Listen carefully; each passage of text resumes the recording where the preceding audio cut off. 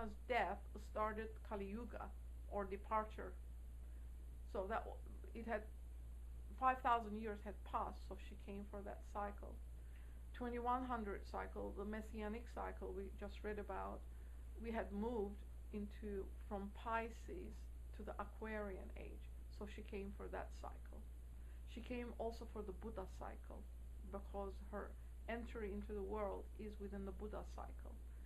And Tsongkhapa in the 14th century had started a impulse for the West. That at the end of every century, an impulse is given to the West because they consider us barbarians by Eastern standards. So the barbarians needed to be enlightened. That impulse comes at the end of every century. She came for that impulse also, because she came for the 19th century impulse at the end of it. Every 25 years at the end of that century, that impulse comes through into the world. So she had many, many cycles constituted a conjunction. She came at that conjunction. The masters were out in the universe giving it a tremendous push towards the spirituality. But what a great loss for us that she had written 4 books, which she mentions at the end of the Secret Doctrine. And the third one was tracing all these great souls that had come to different parts of the world, and she was going to show us our own inheritance. And I sorely miss that. Not that I have absorbed all of that has been given, but because it was not embraced, she didn't release it. And the fourth one was a continuation of showing us world cosmogenesis, I believe, if I'm correct, because I really don't know what the contents of it was. She only talks about the third one, and yet she didn't release it. So humanity not only abuses itself, but it also abuses its teachers. When they come into the world to show us the way, we either burn them on the stake or discredit them with charlatancy or whatever we have to do to get rid of them, or we bow to them as gods. And this is exactly the opposite of their intention. They come as an example for the human family. They show what greatness can be achieved if only we would follow the path they show. But in time, what happens? The path is concretized into a dogma. We are bowing to the being who came to show us to follow in the footsteps of the predecessors. No great teacher says, follow me. They all say, follow the path that is shown to you. But it's just human mind perhaps is not able to grapple with its greatness at this time. It is having difficulty accepting this greatness that is in us. So this dogma is still continuing on.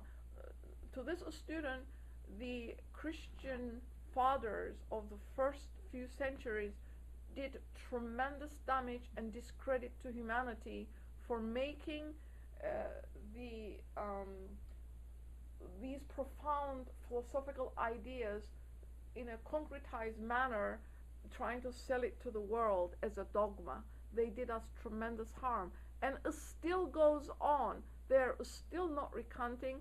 They will not apologize for all these errors made and come out and say that they made a mistake and correct it, because that vicarious atonement is very damaging to humanity. Because this says self-reliance. It says, HPB says in one of her articles, there is no death. Humanity created that with its own sacrilegious hand. Now, what a profound statement is that? But to whom can it be said? Who is willing to listen to it and say, what truth does it hold? Let me scrutinize it. How many minds are open to it? This is the key. She doesn't say, believe me. She doesn't say, follow me. She doesn't say, accept what I'm bringing out. She says, self-reliance. Look inside of you. see where it sits in your heart. Make it a living power in you to benefit humanity. Because this philosophy is not lip service. And I will finish today's comments by reading this little article that I copied from one of her articles, Christmas Then and Christmas Now. She says, in our modern times, the bishops and the clergy join no more with the populace in open caroling and dancing, and feasts of fools and of asses are enacted more in sacred privacy than under the eyes of the dangerous Argus-eyed reporter. Yet the eating and drinking festivities are preserved throughout the Christian world, and more sudden deaths are doubtless caused by gluttony and intemperance during the Christmas and Easter holidays than at any other time of the year. Yet Christian worship becomes every year more and more a false pretense. The heartlessness of this lip service has been denounced innumerable times, but never, we think, with a more affecting touch of realism than in a charming dream tale which appeared in the New York Herald last Christmas. She goes on to say, an aged man presiding at a public meeting said he would avail himself of the opportunity to relate a vision he had witnessed on the previous night. Quotation, he thought he was standing in the pulpit of the most gorgeous and magnificent cathedral he had ever seen. Before him was the priest or pastor of the church, and beside him stood an angel with a tablet and pencil in hand, whose mission it was to make record of every act of worship or prayer that transpired in his presence and ascended as an acceptable offering to the throne of God. Every pew was filled with richly attired worshippers of either sex. The most sublime music that ever fell on his enraptured ear filled the air with melody. All the beautiful ritualistic church services, including a surpassingly eloquent sermon from the gifted minister, had in turn transpired, and yet the recording angel made no entry in his tablet. The congregation were at length dismissed by the pastor with a lengthy and beautifully worded prayer, followed by a benediction, and yet the angel made no sign. Attended still by the angel, the speaker left the door of the church in rear of the richly attired congregation. A poor, tattered castaway who stood in the gutter beside the curbstone, with her pale, famished hand extended, silently pleading for alms. As the richly attired worshippers from the church passed by, they shrank from the poor Magdalene, the ladies withdrawing aside their silken, jewel-bedecked robes, lest they should be polluted by her touch. Just then, an intoxicated sailor came reeling down the sidewalk on the other side. When he got opposite the poor, forsaken girl, he staggered across the street to where she stood, and taking a few pennies from his pocket, he thrust them into her hand, accompanied with the adjuration, "Here, you poor forsaken cuss, take this."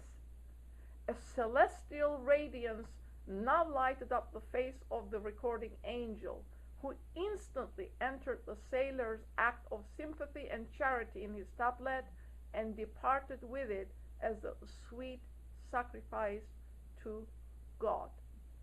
A concretion, one might say, of the biblical story of the judgment upon the woman taken in adultery. But be it so, yet it portrays with a master hand the state of our Christian society.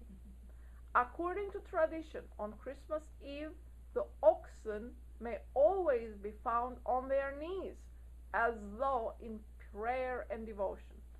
And, quotation, this is all quoted, there was a famous hawthorn in the churchyard of Glastonbury Abbey, which always budded on the 24th and blossomed on the 25th of December, which, considering that the day was chosen by the fathers of the church at random, and that the calendar has been changed from the old to the new style, shows a remarkable perspicacity in both the animal and the vegetable.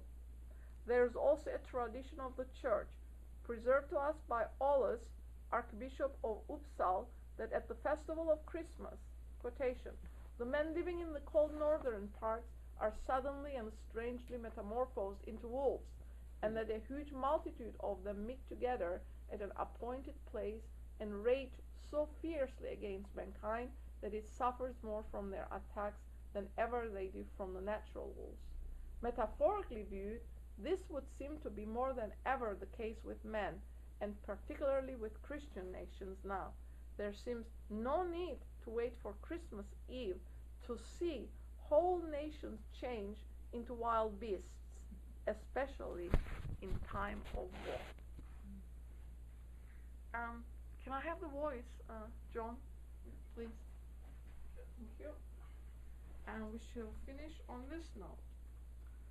Behold the mellow light that floods the eastern sky. In signs of praise both heaven and earth unite, and from the fourfold manifested powers a chant of love ariseth, both from the flaming fire and flowing water, and from sweet-smelling earth and rushing wind. Hark! From the deep, unfathomable vortex of that golden light, the one life, in which the victor bathes all nature's wordless voice, in 1,000 tones ariseth to proclaim, Joy unto ye, O men of Mialba. Mialba is earth. A pilgrim hath returned back from the other shore. A new Arhan is born. Peace to all beings.